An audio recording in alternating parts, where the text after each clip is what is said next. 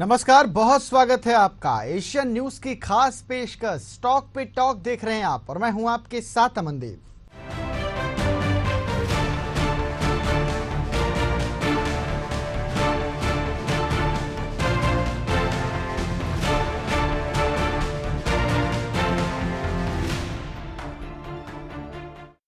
Share market ने सोमवार को हिडनबर्ग के ताजा आरोपों पर रिस्पांस देते हुए कमजोर ओपनिंग दी।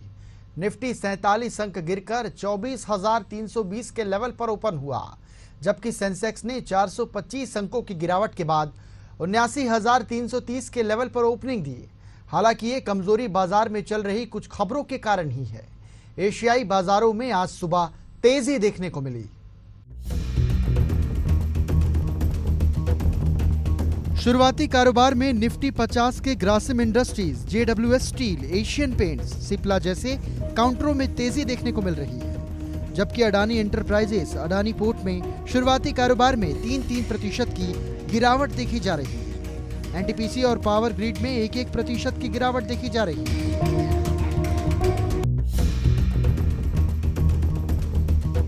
हिडनबर्ग ने शनिवार को एक ताजा रिपोर्ट जारी की थी, जिसमें सेबी प्रमुख बुच को अडानी मामले में घसीटा गया।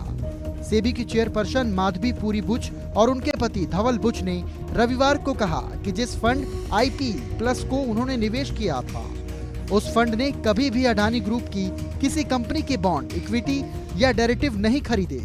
उन्होंने शनिवार देर रात हिडनबर्ग रिपोर्ट में लगाए गए आरोपों को सिरे से खारिज कर दिया।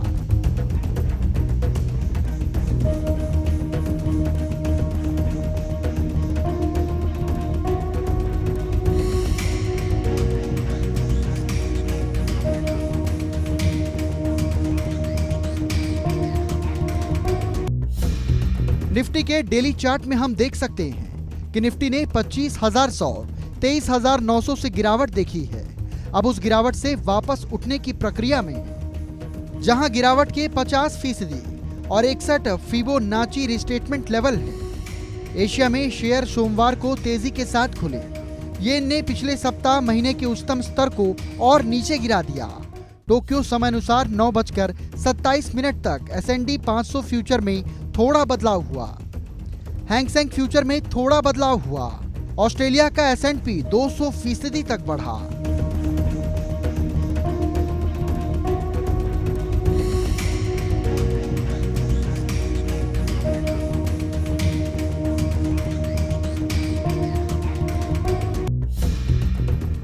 फाइनेंशियल ईयर 2024-25 के जून क्वार्टर में भारत की कंपनियों का रिजल्ट मिक्स रहा। फिलहाल जून क्वार्टर रिजल्ट का सीजन अपने अंतिम दौर पर चल रहा है। इस क्रम में सोमवार को भारत की 528 कंपनियां अपने फाइनेंशियल ईयर 2025 का जून रिजल्ट पेश करेंगी। इसमें प्रमुख तौर पर आज आपको IRFC, वोडाफोन आइडिया, NMDC, हुडको, SJVN और वोल्टास के नतीजे देखने को मिलेंगे।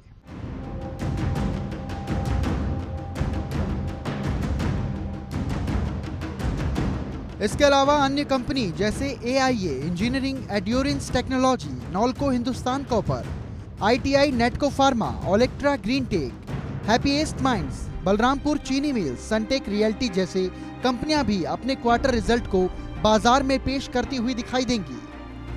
दलाल स्ट्रीट आज प्रमुख तौर पर टेलीकॉम सेक्टर की कंपनी वोडाफोन आइडिया के पहले क्वार्टर रिजल्ट पर अपनी नजर बनाए रखेगा।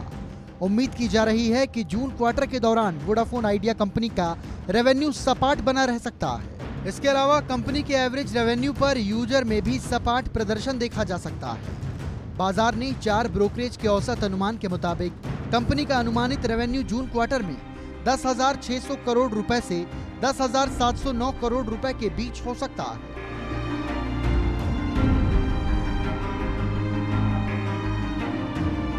दूसरी तरफ जून क्वार्टर में वोडाफोन आइडिया कंपनी का नेट लॉस 7,489 करोड़ रुपए से लेकर 8100 करोड़ रुपए के बीच हो सकता है।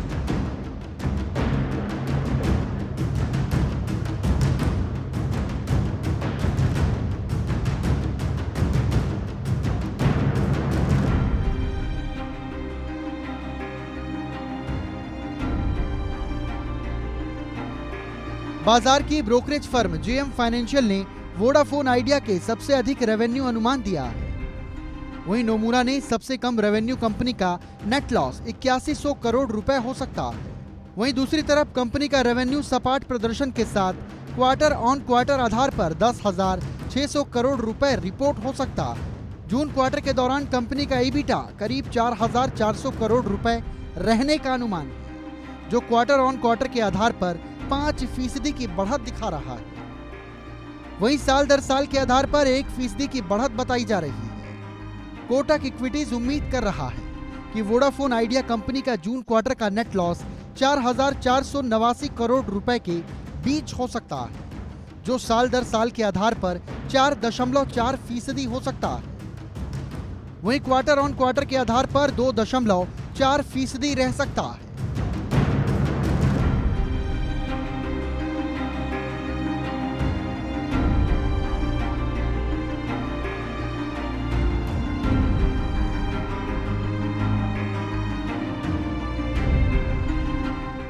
शेयर मार्केट में लोकसभा चुनाव 2024 से पहले एक बुलरन चल रहा है। बाजार की इस ऐतिहासिक तेजी में पब्लिक सेक्टर अंडरटेकिंग यानी पीएसयू स्टॉक का अहम योगदान रहा।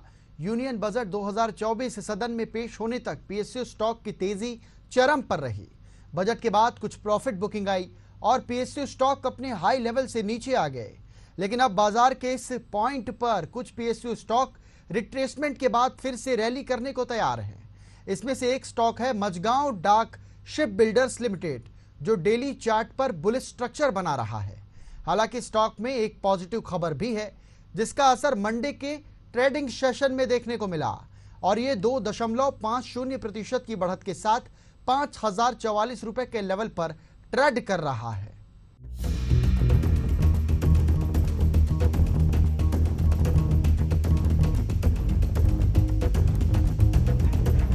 Oil and natural gas corporation limited ONGC ने जहाज निर्माण company Mazagon dock ship builders limited को वेलहेड प्लेटफॉर्म और एसोसिएट पाइपलाइन प्रोजेक्ट का कॉन्ट्रैक्ट दिया है। प्रतिभूति आधार ओबीई पर दिए गए इस ठेके का मूल्य 4,676 करोड़ रुपए है, जिसमें सभी टैक्स और चार्जेस और जीएसटी शामिल हैं। Mazagon dock ship builders limited एक प्रमुख शिपयार्ड है। एक मामूली ड्राई डॉक के रूप में शुरू हुई ये कंपनी एक प्रमुख जहाज निर्माण कंपनी बन गई। 1960 से एमडीएल ने युद्धपोत पनडुब्बियां, मालवाहक और यात्री जहाज और इसी के साथ अतटीय प्लेटफॉर्म सहित 801 जहाज बनाए हैं। इस कंपनी का मौजूदा बाजार पूंजीकरण 99,176 करोड़ रुपए है। इसके अलावा 2 सालों में शेयरों ने 1600% से ज्यादा का मल्टी बैगर रिटर्न दिया।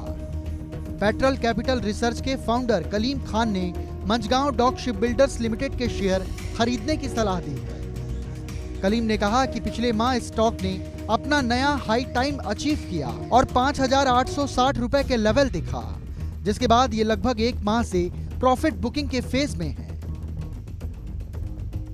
लेकिन अब रिट्रेसमेंट के बाद इसमें फिर से ऊपर जाने का माहौल बन रहा है।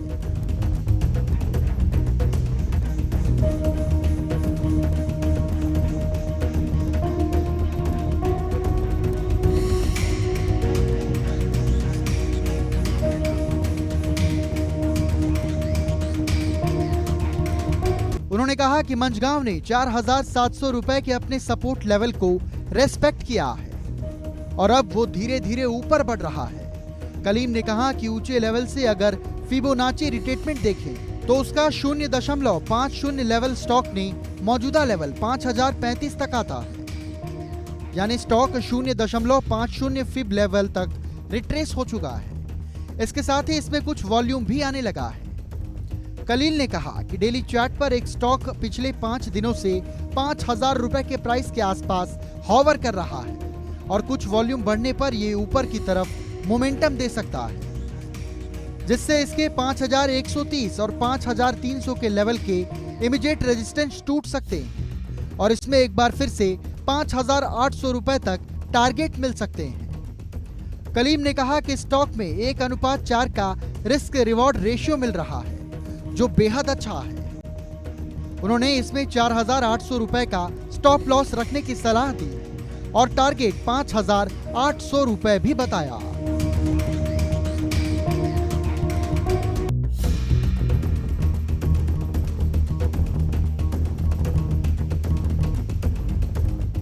सोमवार को भारत का शेयर बाजार कमजोरी के साथ प्रदर्शन करते हुए खुला। इस कमजोरी की प्रमुख वजह हिडनबर्ग के ताजा आरोपों को बताया जा रहा है। सेंसेक्स इंडेक्स जहां 425 अंकों की गिरावट के साथ 79,330 के लेवल पर ओपन हुआ, वहीं दूसरी तरफ निफ्टी इंडेक्स 47 अंकों की गिरावट के साथ 24,320 के लेवल पर खुली।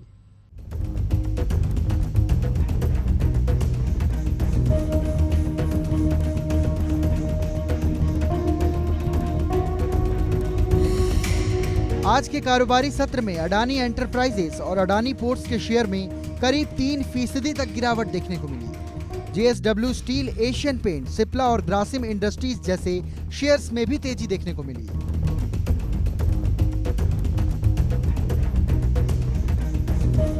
सीएलएसए ब्रोकरेज ने जुबिलेंट फूडवर्क्स के शेयर पर अंडर परफॉर्म की रेटिंग देते हुए अपने टारगेट प्राइस को घटाकर 454 से 445 रुपए कर दिया है। कंपनी का जून क्वार्टर का सेल अनुमान से कम रहा, हालांकि ईबिटा और पेट से उम्मीद से कमजोर नजर आया। जेफरीज ब्रोकरेज ने ट्रेंड शेयर पर होल्ड की रेटिंग देते हुए अपने टारगेट प्राइस को 4,150 रुपए से बढ़ाकर 5,750 रुपए कर दिया। क्वार्टर 1 में कंपनी का मार्जिन मजबूत नजर आया। कंपनी का स्टोर एडिशन भी नरम प्रदर्शन करते नजर आया। वेस्ट साइड में हायर नेट क्लोजर नजर आया, जबकि दूसरी तरफ जूडियो एडिशन सब पार नजर आया।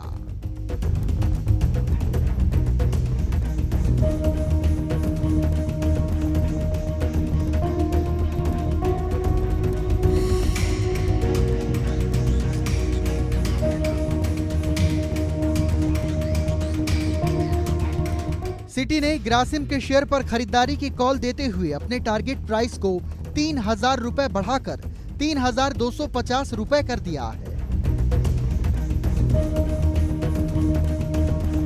जून क्वार्टर के दौरान मार्केटिंग फोकस की वजह से पेंट लॉस देखने को मिला, जिसका असर जून क्वार्टर पर बुरा पड़ा। जेफरीज ब्रोकरेज ने होनासा कंज्यूमर शेयर पर होल्ड की रेटिंग देते हुए शेयर पर अपने टारगेट प्राइस 590 रुपए से घटाकर 545 रुपए कर दिया। व्यापक तौर पर पहले क्वार्टर का रिजल्ट अनुमान से बेहतर रहा, हालांकि रेवेन्यू ग्रोथ के मोर्चे पर कंपनी अनुमान से पीछे रह गई। बढ़ा हुआ कंपटीशन और आने वाली इन्वेंट्री करेक्शन एक प्रमुख नकारात्मक पहलू है। कोटक इक्विटीज ने सीमेंट शेयर पर सेल की रेटिंग बनाए रखे हुए अपने टारगेट प्राइस में कट करते हुए 4,900 रुपए से 4,600 रुपए कर दिया।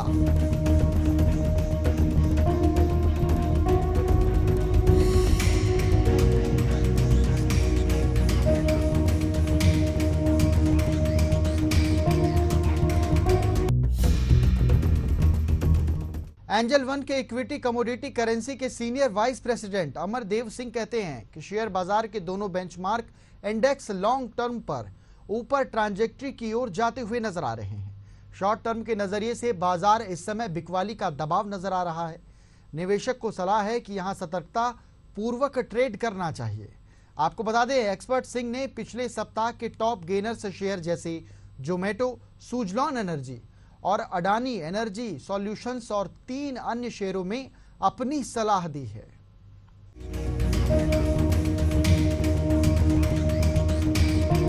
सिंह कहते हैं कि ओवरऑल शेयर बाजार में काफी अधिक उथल-पुथल मची हुई है।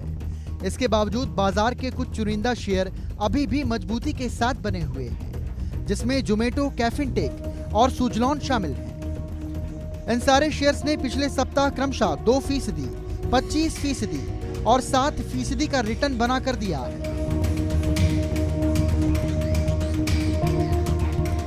वहीं दूसरी तरफ SAIL में 11.5% की, अडानी एनर्जी में 11.5% और RVNL के शेयर में 12.5% तक सप्ताह दर सप्ताह के आधार पर करेक्शन देखने को मिला। इन्वेस्टर लॉन्ग टर्म नजरिए से जोमेटो कंपनी के शेयर को होल्ड कर रखना चाहते हैं। वहीं दूसरी तरफ कैफीन टेक और सुजलान शेयर में इस साल बढ़िया तेजी देखने को मिली, इसलिए निवेशकों को यहां पर थोड़ा बहुत प्रॉफिट बुकिंग कर सकते हैं।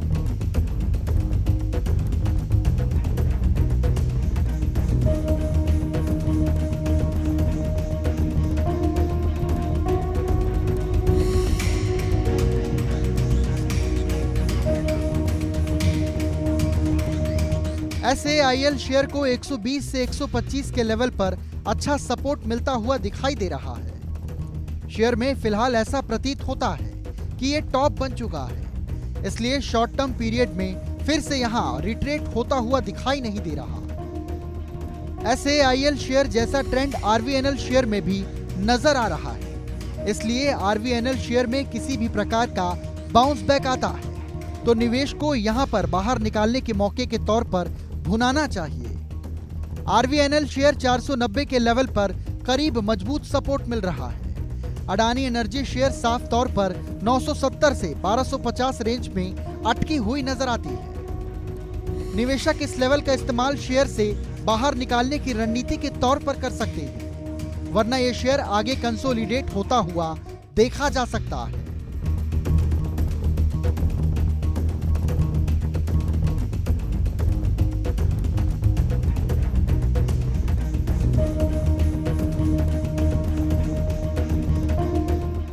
शार्क टैंक की पूर्व जज गजल अलख की कंपनी मामा अर्थ की parent firm Honasa consumer limited का शेयर सोमवार के कारोबारी सत्र में 6% नीचे गिर गया।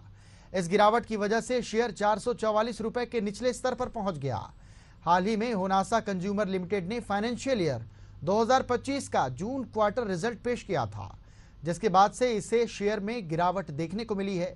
जून क्वार्टर के दौरान हुनासा कंज्यूमर लिमिटेड कंपनी का कंसोलिडेट नेट प्रॉफिट साल दर साल के आधार पर 63% से बढ़कर 40 करोड़ रुपए हुआ है, जो कि एक साल पहले के फाइनेंशियल ईयर 2024 के जून क्वार्टर में 24 करोड़ रुपए रिपोर्ट हुआ था।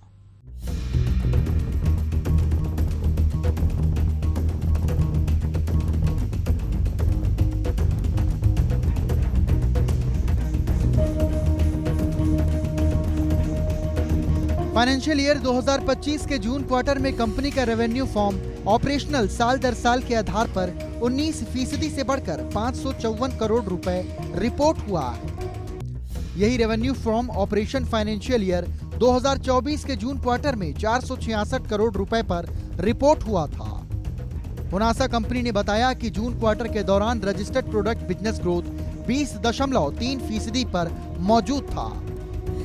इस दौरान अंडरलाइन वॉल्यूम ग्रोथ 25.2% पर थी। जून क्वार्टर के दौरान कंपनी का ईबिटा साल दर साल के आधार पर 8.3% से बढ़कर 46 करोड़ रुपए पर रिपोर्ट हुआ था।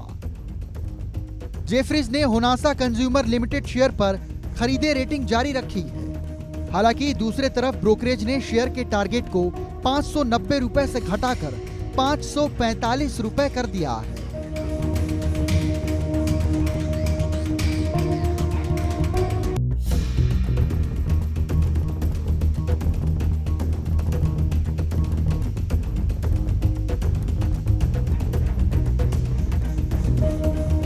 जून क्वार्टर के दौरान कंपनी का प्रदर्शन लगाए गए अनुमान से अधिक रहा। हालांकि रेवेन्यू ग्रोथ के मोर्चे पर कंपनी पिछड़ती हुई नजर आई। फिलहाल कंपनी के लिए प्रमुख चिंता बढ़ी हुई है कंपटीशन और इन्वेंट्री करेक्शन की। जेफरीज के अनुसार कंपनी अभी भी विकास के दौर में है, इसलिए यहां पर अस्थिरता जारी रहने की उम्मीद है। एमके ब्रोकरेज फर्म ने हुनासा कंज्यूमर लिमिटेड शेयर 525 रुपए के टारगेट प्राइस के साथ खरीदारी की रेटिंग को जारी रखा है। ब्रोकरेज ने कहा कि हमने फाइनेंशियल ईयर 2025 के लिए अपने सेल्स के अनुमानों में 4% की कटौती की है। हालांकि दूसरी तरफ फाइनेंशियल ईयर 2026 और 27 के लिए हमारे अनुमान अभी भी बदलाव नहीं है। फाइनेंशियल ईयर 2025 के लिए मार्जिन मान्यता कटौती करते हुए 120 बीपीएस से 7.9% कर दिया है।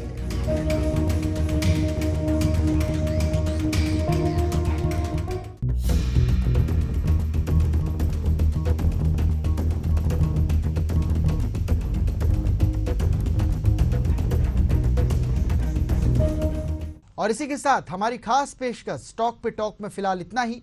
मुझे दीजिए आज्ञा। नमस्कार।